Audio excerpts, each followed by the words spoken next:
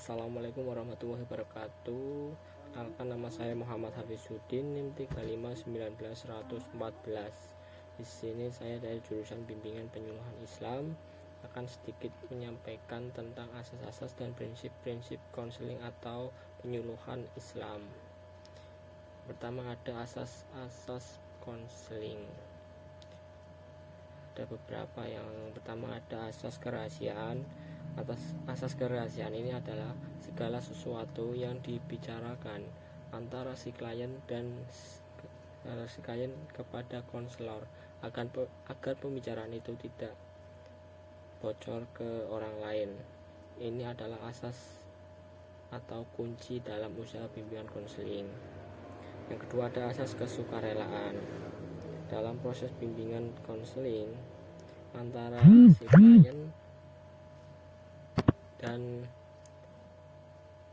si konselor, yaitu atas dasar kesukarelaan,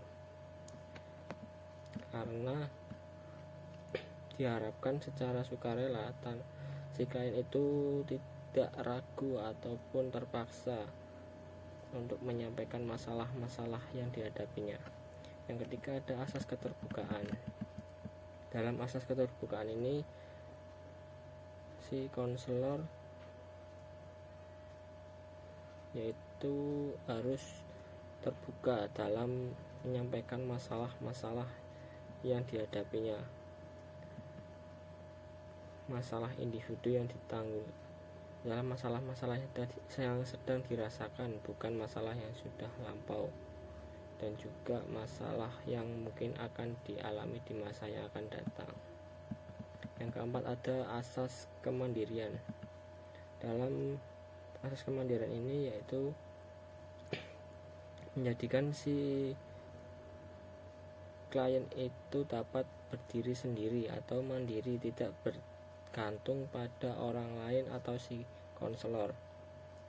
Yang kelima ada asas kegiatan, yaitu usaha konseling akan memberikan buah yang berarti bila si klien tidak melakukan sendiri kegiatan dalam mencapai tujuan bimbingan dan konseling.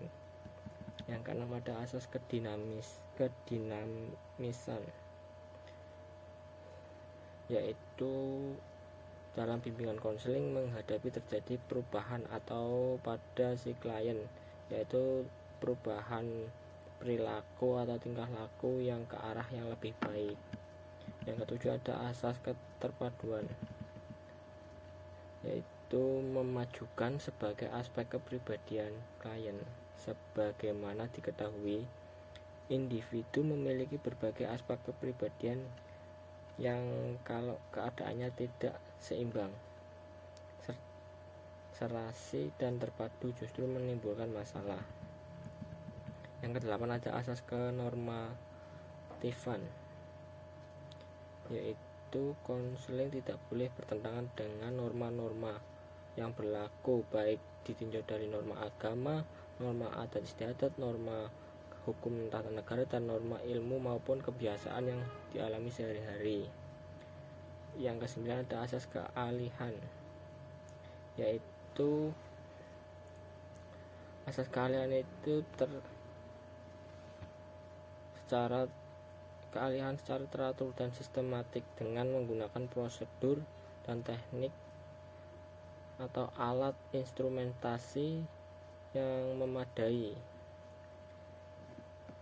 Konselor perlu mendapatkan ikatan yang cukup sehingga dalam itu akan mendapat yang dicapai keberhasilan usaha memberikan layanan.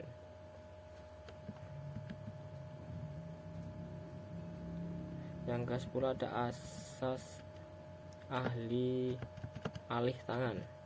Dalam pemberian layanan konseling, jika konselor sudah menyerahkan segenap kemampuannya untuk membantu si klien, namun si klien tersebut belum dapat terbantu sebagaimana yang diharapkan, maka konselor akan mengalihkan atau mengirimkan si klien tersebut kepada petugas yang lebih ahli atau badan yang lebih ahli.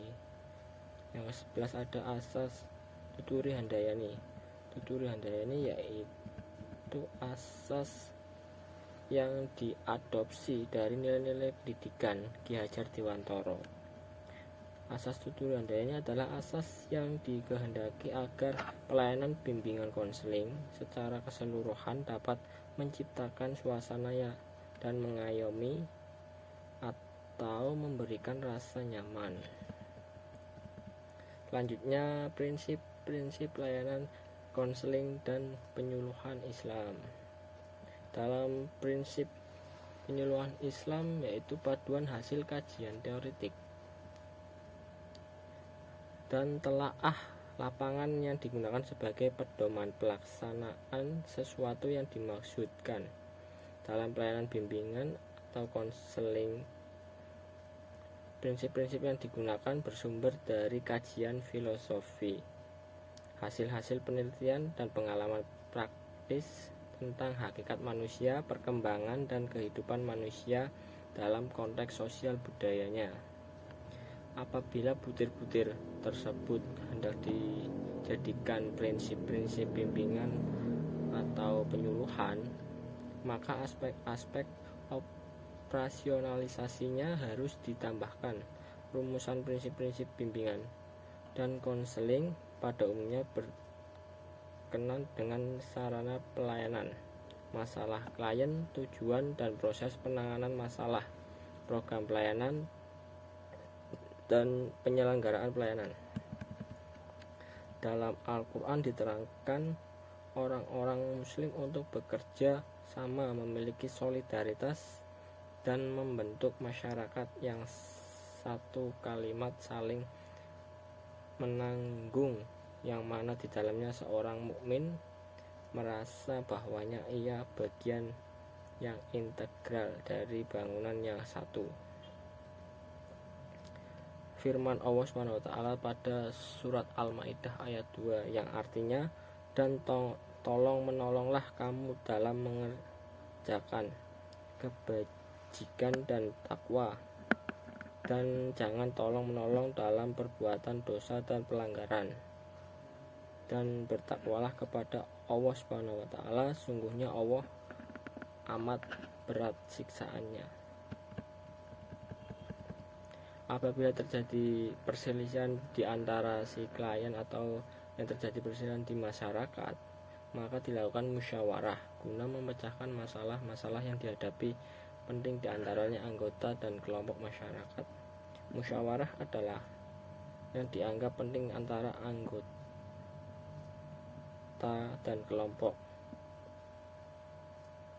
Dengan musyawarah dapat suatu asumsi, yaitu dalam suasana perbedaan faham yang mengandung resiko diintegrasi sosial.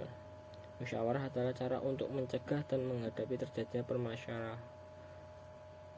perpecahan masyarakat yang telah diterangkan dalam surat Asy-Syura ayat 38, yang artinya sedang berurusan mereka diputuskan dengan musyawarah antara mereka. Sekian, terima kasih yang bisa saya sampaikan. Wassalamualaikum warahmatullahi wabarakatuh.